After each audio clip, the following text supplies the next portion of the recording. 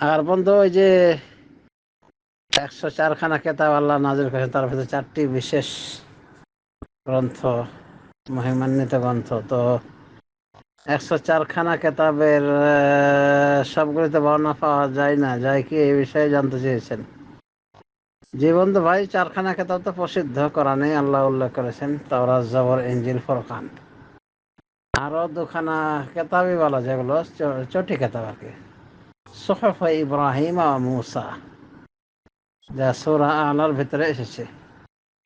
আর 6খানা কেতাবের ছোট বড় লিস্ট পাওয়া গেল, নাম পাওয়া গেল। এই হলো কেতাবের নাম। 4খানা কেতাব আর 2খানা সহিফা ইব্রাহিম ও মুসার আলাইহিমুসসালাম। বাকি 104খানা কেতাবের বিষয়ে রাসূলুল্লাহ সাল্লাল্লাহু আলাইহি ওয়াসাল্লাম থেকে কিছু পাওয়া যায় কিনা? না, কিছুই পাওয়া যায় না। এই মর্মে বিশুদ্ধ কিছু পাওয়া যায় না রাসূলুল্লাহ সাল্লাল্লাহু আলাইহি ওয়াসাল্লাম থেকে। এমনকি কোনো সাহাবী থেকে বর্ণনা আছে বলেও আমি জানি না। তবে শেখুল ইসলাম ইবনে তাইমিয়া রাহমাতুল্লাহ আলাইহি তিনি হাসান বসরির দিকে নেসবাত করে এই আসারটি উল্লেখ করেছেন যে উনিই বলেছেন আল্লাহ মানবতার হেদায়েতের জন্য 104খানা মোট কেতাব নাজিল করেছেন। তার ভিতরে 4খানা কেতাব অনেক গুরুত্বপূর্ণ, এমনকি 104খানা কেতাবের এলেম এই 4খানা কেতাবে দিয়ে দেওয়া হয়েছে।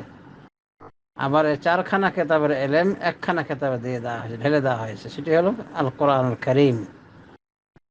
এইভাবে উনি বলেছেন। আবার এই আল কোরআনুল কারীমের নির্যাস সূরা ফাতিহায় দিয়ে দেওয়া হয়েছে।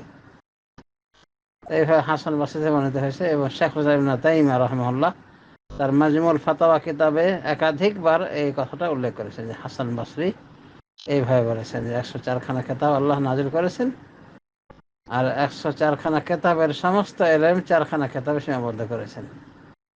এরপরে